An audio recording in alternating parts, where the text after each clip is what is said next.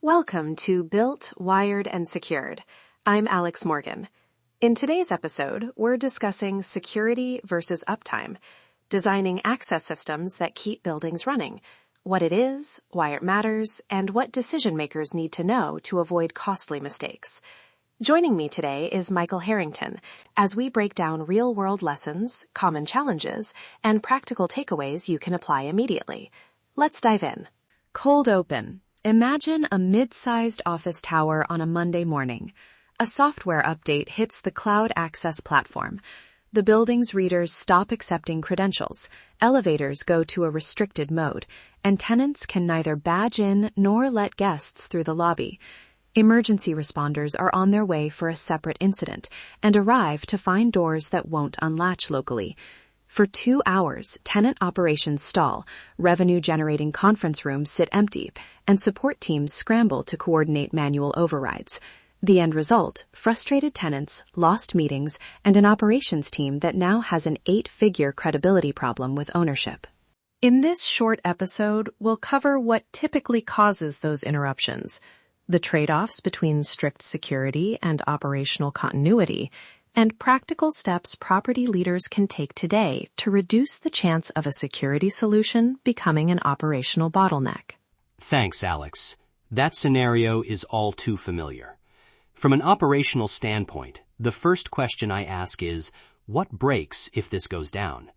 If the access system is a single point that touches daily operations, it needs the same redundancy and tested procedures as life safety systems. Otherwise, that's fine until it fails, and tenants feel this immediately. Segment 1.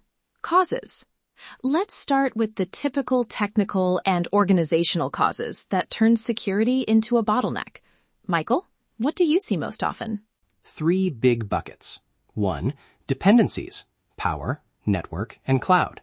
A lot of access solutions assume persistent power and connectivity. When those go away, so does access. 2. Single points of control, centralized controllers, or cloud-only lockdown commands with no local fallback. And 3. Ownership gaps. Who is responsible when the badge system affects tenant operations? IT, facilities, or security? If that isn't clear, fixes get delayed and coordination fails. Can you give a short example that shows how those buckets interact? Sure. We had a building where card readers were powered from a UPS that shared capacity with the elevator controls. A generator failure plus a UPS misconfiguration caused readers to drop while elevators remained operational. The security team pushed a lockdown from a cloud console to secure the site, but because the readers were offline, doors couldn't be released locally, and tenants were stranded outside secure areas. That scene is a mix of power dependency, essential command without local fallback, and nobody owning the test plan. Segment 2. Trade-offs. Balancing safety and accessibility is rarely simple. What trade-offs should operators expect, and how do they decide which side to favor? You have to weigh 3 considerations: risk exposure, operational impact, and response capability. For example, manual mechanical overrides increase availability, but can weaken security if not tightly controlled. Redundancy, separate power circuits, local controllers, battery-backed readers, adds cost and complexity, but it protects operations. And procedural complexity is real. The more steps you add for resilience, the greater the chance human error will undermine those steps. So the decision is about acceptable risk and where you can tolerate complexity. Let's make that concrete. If a building owner wants both strong lockdown options and continuous tenant access during outages, what practical design choices matter most? Prioritize layered controls. Keep a local, tested fallback that can operate independently of the cloud.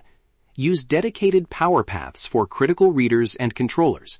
Define clear manual release procedures with documented authorization and training. And accept that some redundancy, like local control panels or battery-backed edge devices, is an insurance cost that prevents much larger operational losses.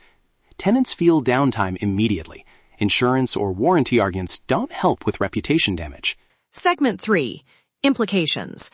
Beyond the immediate tenant frustration, what are the downstream implications for emergency response and capital planning?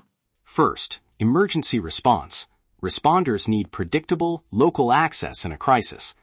If your access system is cloud-reliant and it fails, it can delay rescue or allow dangerous situations to persist. Second, capital planning. Resilience features should be baked into budgets as risk mitigation, not add-ons. Owners should quantify potential operational losses from outages and compare that to the incremental cost of redundancy. Third, vendor and trade coordination.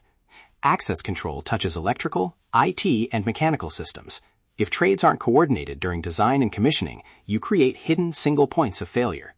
Expert insight and examples. Michael, you've worked multiple incidents in projects. Walk us through a case where a small design change prevented a large outage, and then give us a concise decision framework operators can use. Case 1. A campus facility had cloud-managed access for several buildings. During testing, we discovered that a single VLAN misconfiguration could isolate access panels across all buildings. Instead of a costly rip and replace, we added local control relays and a separate management VLAN for critical devices, and we formalized an emergency local release procedure. That small scope change and a tested procedure prevented widespread tenant disruption during a later network contractor error. Now, the decision framework. 4 steps any operator can run through quickly. 1. Identify critical functions. List doors, elevators, and systems that would cause meaningful operational impact if unavailable. 2. Map dependencies. For each function, document power sources, network paths, and control ownership. 3. Evaluate single points of failure. Ask, what breaks if this goes down? 4. Define mitigation and test. Decide whether to add redundancy, local fallback, or procedural controls. Then test the failover and train staff. Repeat annually or after significant changes. Those 4 steps keep the discussion practical and defensible. Key takeaways. 4 immediate actions listeners can take this week to reduce the chance of a security-linked outage. Action 1. Run a tabletop test that explores a failure of your access control's primary dependency, power or network, and validate local fallback procedures. Action 2. Ask vendors specifically how devices behave offline and demand documented fallback behavior in proposals. Action 3. Document ownership and escalation, who does what when access fails, and circulate that to operations, IT, and security teams. Action 4. Include resilience measures in your capital and O&M plans. Small investments in redundancy often pay for themselves the first time a failure would have cost you operational hours. That wraps up our key takeaways. For listeners who want a practical aid, we've put together a 1-page checklist that follows Michael's 4-step framework and the 4 immediate actions he just mentioned. CTA.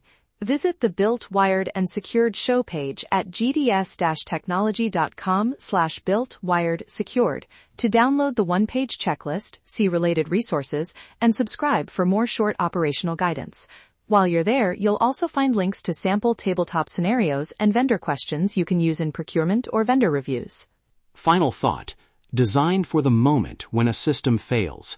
If your processes and systems let people stay safe and productive during that moment, you've succeeded. Ask, what breaks if this goes down? And let the answer drive your resilience investments. That wraps up this episode of Built, Wired, and Secured.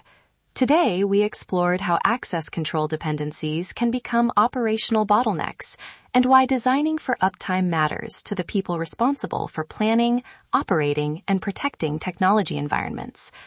Thanks for spending a few minutes with us.